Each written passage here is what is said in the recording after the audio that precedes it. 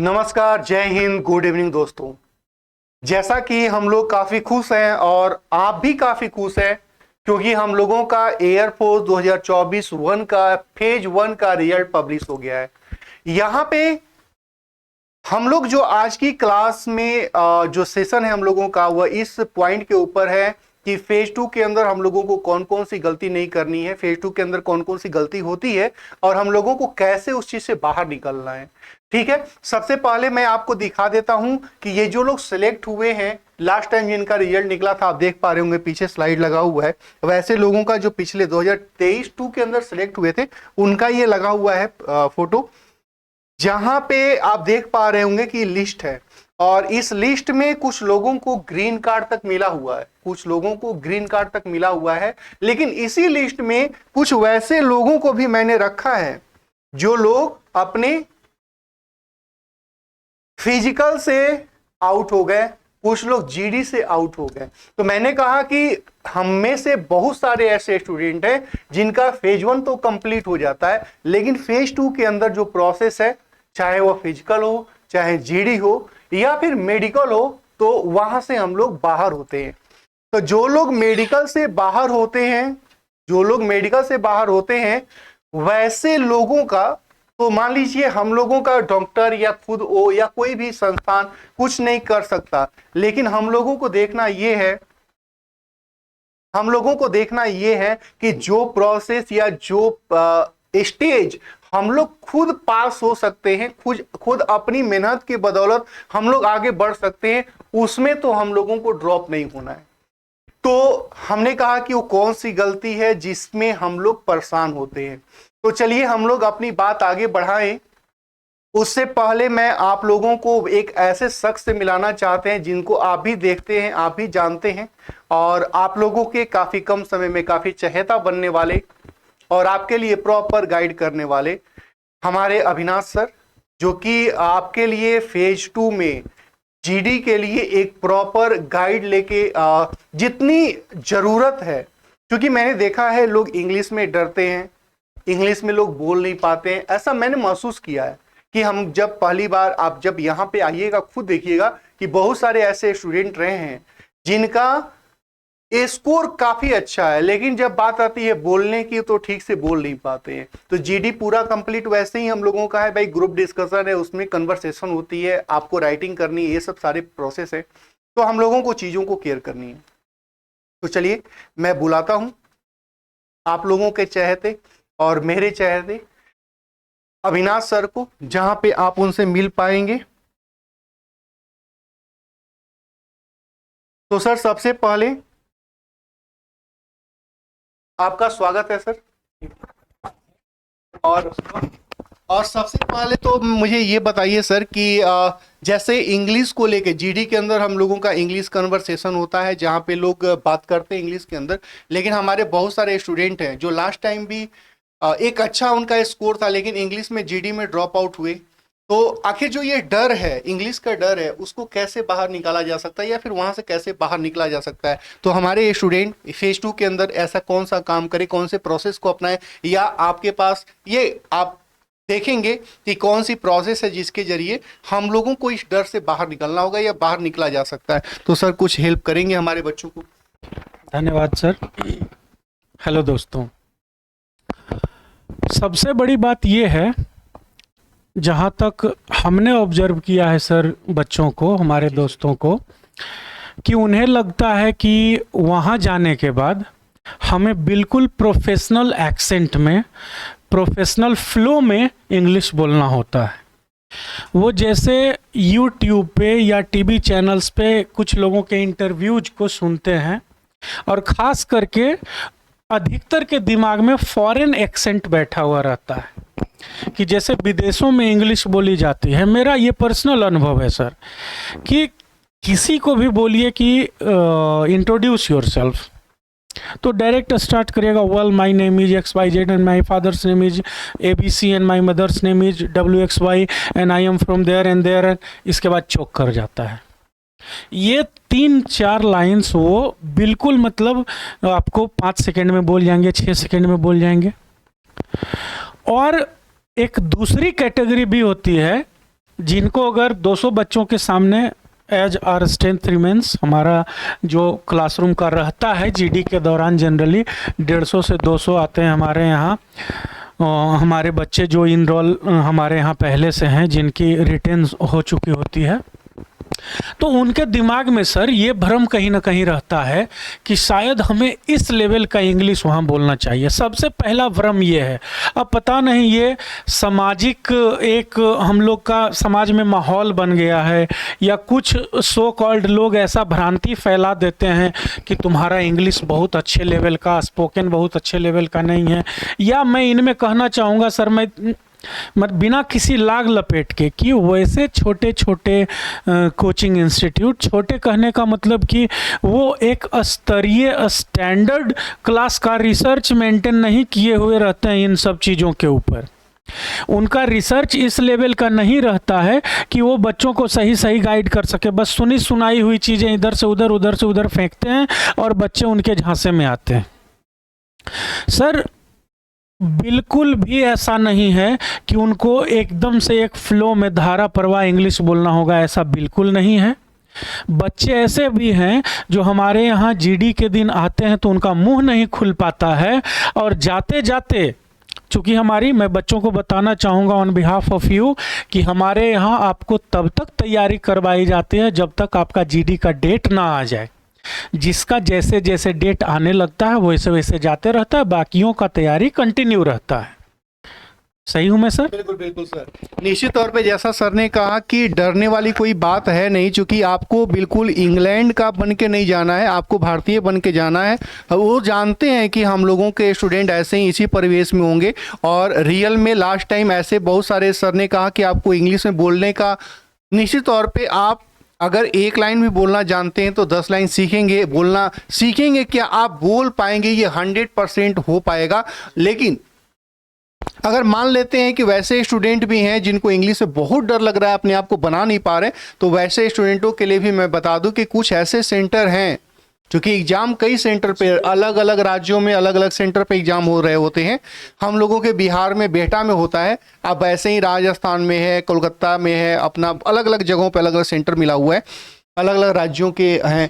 तो उसमें हम लोगों का बेहटा का लास्ट टाइम का या फिर उससे भी लास्ट टाइम का, जब अग्निवीर जब से शुरू हुआ है तब से मैंने देखा है कि थोड़ा सा रिलैक्सेशन होता है ऑफिसर की तरफ से, कि जो बच्चे इंग्लिश में नहीं बोल पाते हैं तो उनको बिल्कुल नहीं डरना है। वो बोलते हैं कि जो का यहाँ पे प्रोसेस इंग्लिश में हुआ है आप उसे हिंदी में कर लो, अगर वो कर ले गए तो भी सिलेक्ट हो गए। तो इतनी अगर हम लोगों को सुविधाएं मिलती है, इतना फैसिलिटी मिलता है, इतना फ्रीडम मिलता है, तो फिर 100% हम लोग कर सकते हैं। लेकिन मैंने देखा है कि लास्ट टाइम कोई हिंदी में नहीं बोला था, यहाँ पे आपने जैसा कहा कि पहले दिन कोई एक लाइन नहीं बोलता है, 2 3 4 लाइन रटी रटाई होती है, उतना सबके दिमाग में बना रहता है, चाहे वो पढ़े या ना पढ़े, उसमें पढ़ाई का कोई रोल नहीं कि आप कितने विद्वान हैं। क्योंकि लास्ट टाइम ऐसा भी हुआ है कि हम लोगों के इंग्लिश में पूरा वाई ग्रुप में 50 के स्कोर में नॉर्मलाइज, आप देखे होंगे कि आपका फिजिक्स में 8 नंबर रियल में आया, लेकिन नॉर्मलाइज करके 9-10 नंबर हो गया, तो नॉर्मलाइज करके स्कोर बढ़ता है। तो ऐसे भी कुछ स्टूडेंट थे, मुझे अफसोस होता है जब हम लोग अच्छे और बाहर हो जाए, जिसे हम अचीव कर सकते हैं, जिसको हम क्रॉस कर सकते हैं, लेकिन हम उसको बीट नहीं कर पाए, हम उसको क्रॉस नहीं कर पाए, पास नहीं कर पाए और हम बैक हो गए, मुझे अफसोस होता है। वैसा ही अफसोस कुछ ऐसे स्टूडेंटों के लिए था जिनका वाई ग्रुप में 100% स्कोर था, इवन 50 में बाउंड था नॉर्मलाइज करके, और जीडी के अंदर आपने देखा भी था कि लास्ट टाइम वो 3-4 दिन लास्ट में आए थे और उन्होंने भी अफसोस जाहिर किया था कि काश मैं थोड़े दिन पहले आ गया होता। क्योंकि ऐसे बहुत सारे स्टूडेंट थे जो 22-23 नंबर भी लाए थे, लेकिन उनका इंग्लिश फ्रीक्वेंट आप बोलने का तरीका इतना शानदार हो गया था कि उनका जीडी में हुआ, लेकिन वो लोग फाइनल मेरिट से बाहर हो गए क्योंकि स्कोर काफ़ी कम थे। लेकिन अगर जिसका स्कोर काफ़ी अच्छा है, 42 नंबर, 44 नंबर, 50-50 नंबर आ रहे हैं एक्स ग्रुप के अंदर, वाई ग्रुप में हाँ वो टर्मिनेट हो जाते हैं, तो मुझे अफसोस होता है। तो बिल्कुल सर ने कहा कि आपको डरने की ज़रूरत नहीं है, क्योंकि आपका जो एक प्रॉपर लेंथ होनी चाहिए, गाइड होनी चाहिए, वह सर करेंगे। और मैंने देखा भी है लास्ट टाइम की कितनी मेहनत की है पूरी की पूरी करतार टीम, करतार परिवार आपके फेज 1 के सिलेक्शन से काफ़ी खुश हैं। और करतार का क्या, आपके पूरे मतलब जितने भी रिलेटिव हैं, पेरेंट्स हैं, लोग हैं जो आपको चाहते हैं, सारे लोग खुश होंगे। लेकिन इस खुशी को और बढ़ा सकते हैं हम लोग, क्योंकि ये खुशी अंतिम नहीं है, इसके ऊपर भी आपको खुशी मिल सकती है, इसके ऊपर भी आपको निराशा हो सकती है। निराशा कब होगी? जब हम फिजिकल और जीडी के अंदर ड्रॉप आउट होते हैं। वो आपकी गलती है, वो हमारी गलती है कि हम जीडी में और फिजिकल में ड्रॉप आउट होते हैं। अगर कोई मेडिकल से बाहर होता है तो इसमें ना स्टूडेंट की कोई गलती है, ना ही किसी गाइडर की गलती है। वो तो फिर भाई जो परेशानी है फिजिकल का परेशानी, तो उसमें हम लोग सोल्व नहीं हो सकते। और सर मैं बल्कि ये तो क्लासेस में मैं ये दोस्तों हमारे कोई भी जो एक्स स्टूडेंट्स हैं जो सिलेक्टेड हैं, आप उनसे पूछना, मैं ये सीना ठोक के कहता हूँ, कैमरे पे बोल रहा हूँ, मैं उन्हें पहले ही दिन कहता हूँ कि आप फिजिकल संभाल लो, हम जीडी संभाल देंगे। आप अपना फिजिकल देख लो। बच्चों होता क्या है कि आपको लगता है, देखो ये जनरल मोनोपोली है, जनरल माइंडसेट है, आप अपने स्तर से इन बातों को नहीं सोच पाओगे, लेकिन जब हम लोग ऊपर से ऑब्जर्व करते हैं तो पाते हैं कि नहीं, यही सच्चाई है कि किन्हीं को लगता है कि मेरा 52 मार्क्स है तो हमें कौन रोक लेगा। भाई 52 मार्क्स में हाई जंप कर जाओगे क्या? 48 मार्क्स से तुम्हारा 1600 मीटर क्रॉस हो जाएगा क्या? बिल्कुल सही है, सही, बिल्कुल सही सर। आपने कहा कि हम लोगों का रिटेन अलग चीज़ है और सेकेंड फेज अलग चीज़ है। वो हमारी नॉलेज चेक नहीं करते, हमारी अपना कॉन्फिडेंस, बोलने का तरीका, शैली कितना, ये सब सारी बातें चेक करते हैं। और ये आप ध्यान रखो कि आपका इंग्लिश का टेस्ट उन्होंने ले लिया है, उन्हें पता है कि यहाँ हमारे सामने जो बच्चे आए हैं फेज़ 2 में, उनकी इंग्लिश अच्छी है, उन्होंने पेपर पास किया है तब मेरे पास आए हैं। वहाँ पे वो आपका नॉलेज दोस्त नहीं चेक करते, वो आपका एटीट्यूड चेक करते हैं, वो आपका प्रेजेंटेशन चेक करते हैं, वो देखते हैं कि प्रेशर हैंडलिंग कैपेसिटी आपकी कैसी है, वो देखते हैं कि एडवर्स कंडीशन में, उल्टे विपरीत परिस्थितियों में आप कैसे सिचुएशन को कंट्रोल करते हो। जीडी के थ्रू देखते हैं कि आपका वो ग्रुप को लीड करने की आपकी कैपेसिटी कैसी है। इन सब चीज़ों को देखा जाता है और हम खामखा डर रहे होते हैं कि हमें इंग्लिश में बोलना होगा, धारा प्रवाह होना बोलना होगा। मैं आपको आश्वस्त करता हूँ, अश्योर करता हूँ, आप आओ और बदलाव देखो। पहले से 5वें दिन, 10वें दिन, 12वें दिन के अंदर अंदर आपको बदलाव दिख जाएगा। ये बहुत बड़ी चीज़ नहीं होती है। कहते हैं ना, करत करत अभ्यास के जड़मति होत सुजान, रसरी आवत जातते सिल पर परत निशान। जब पत्थर पे सर निशानी आ सकती है तो क्या नहीं हो सकता है। सर निश्चित तौर पे जैसा सर ने कहा, और ये बात बिल्कुल सही है कि जैसे अर्जुन एक बहुत बड़े धनुर्धर थे, उन बहुत बड़े योद्धा थे, किसी भी युद्ध को जीत सकते थे, लेकिन उसके बावजूद भी उनको कृष्ण जैसे गाइडर की जरूरत पड़ी है। हम बिल्कुल मार्गदर्शन जरूरी है। आप देखे होंगे इंडियन क्रिकेट टीम में एक से एक ऐसे ऐसे खिलाड़ी रहे हैं, सचिन तेंदुलकर, विराट कोहली, रोहित शर्मा, या फिर से भी बड़े बड़े नाम रहे हैं, लेकिन फिर भी हमारी इंडियन टीम कोच रखती है।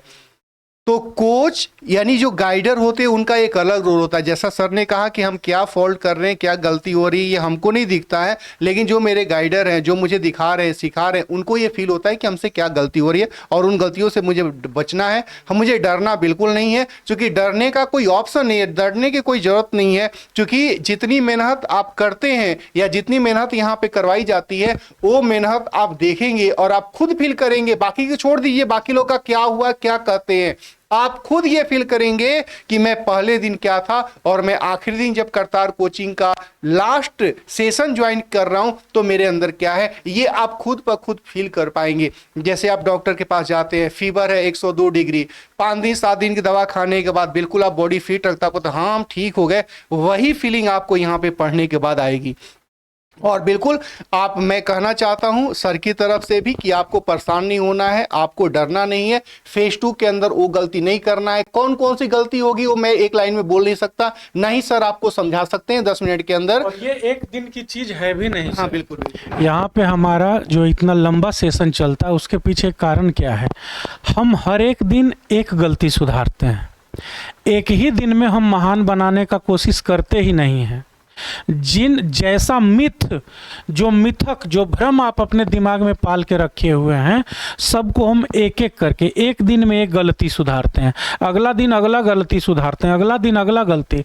तो ये एक लंबा प्रोसेस है। जैसे बहुत सारी गलतियों में से हमने एक बताया आपको कि आपको लगता है कि एकदम फ्लॉलेसली वहाँ पे इंग्लिश बोलना होता है, ऐसी बात नहीं है। दूसरी बात क्या है, आपको लगता है कि बाकी सारे बच्चे वहाँ जो होंगे वो हमसे ज़्यादा स्टैंडर्ड के होंगे। मेरे भाई, सब लोग आप ही के बीच से उठ के गए हैं, सब आपके लेवल के हैं। और यहाँ जितने भी 200-250 बच्चे हैं वो भी आप ही के लेवल के हैं। अगर 250 में से सर ने पंच कर दिया आपके पेपर पे कि हमारे हिसाब से आप सिलेक्टेड हैं, आप भगवान को थैंक यू बोलो और अपना फिजिकल तैयार करके रखो, आप सिलेक्ट हो जाओगे। तो जो भी प्रोसेस होता है, जैसे सिलेक्शन का होता है सर, मैं चाहूँगा कि मैं इन्हें थोड़ा बता दूं कि वहाँ पे प्रोसेस क्या होता है। वहाँ पे जब आप जाओगे जीडी के लिए फेज़ 2 के लिए, तो वहाँ पे सबसे पहले एक स्टोरी, छोटी सी स्टोरी सुनाई जाएगी, मतलब एक बड़ी स्टोरी का एक पैराग्राफ, उसको पैसेज एक कह सकते हैं। आपको 2 सीट्स दिए जाएंगे, एक रफ के लिए और एक फेयर के लिए। पेन भी दे दिया जाएगा जाते के साथ। वहाँ क्लासरूम में बिठाने के, हॉल में बिठाने के बाद पहला प्रोसेस ये है। फिर वहाँ पे एक ऑफिसर आएंगे माइक लेके और वो पैराग्राफ को पढ़ेंगे। आपको शांति से सुनना है और रफ पेपर पे इम्पोर्टेंट पॉइंट्स को नोट करना है। नोट क्यों करना होता है? क्योंकि जब वो पढ़ चुका होता है स्टोरी को, उसके बाद एक टाइम स्लॉट आपको दे दिया जाएगा कि इतना मिनट के भीतर जो फेयर वाला पेज, 2 पेज मिलता है रफ और फेयर के लिए। रफ पे आपको कहानी सुनते समय इम्पोर्टेंट पॉइंट नोट करना है और उन्हीं इम्पोर्टेंट पॉइंट के सहारे अपनी भाषा में, ध्यान देना, उसी का लाइन रट के लिख नहीं देना है, सुनना है। इंपॉर्टेंट कड़ी को, लिंक को, कहानी को जोड़ने वाला लिंक जो होता है, उसके हिसाब से आपको फेयर पे स्टोरी अपने भाषा में लिखना होता है। फिर उस टॉपिक के ऊपर, या कभी कभार ऐसे भी केसेस पाए गए हैं कि दूसरा भी टॉपिक मिलता है, उसके ऊपर एक राउंड टेबल पे आपको बैठा दिया जाएगा 15 लोगों के साथ।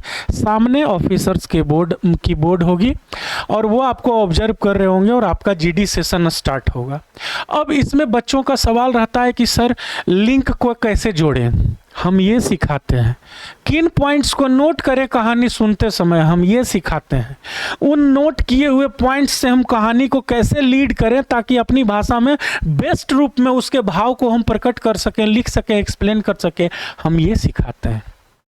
जब जीडी स्टार्ट होता है तो किस पॉइंट पे ऑब्जेक्ट करें, किस पॉइंट पे अगले को सपोर्ट करें, किस पॉइंट से हम बोलना शुरू करें, हम पहले बोलें कि ना बोलें, हम आखिरी में क्या बोलें। जब हमारे पास अचानक से पॉइंट्स दिमाग से, बहुत बार ऐसा होता है सर, और बहुत बार क्या मैक्सिमम विद्यार्थियों के साथ होता है कि पॉइंट सोच रहा है, जब अगला लोग बोल रहा है तो हमारे दिमाग में चल रहा है कि हम ये बोलेंगे, ये बोलेंगे, वो बोलेंगे, और जैसे ही हमारी बारी आई हम चुप कर गए।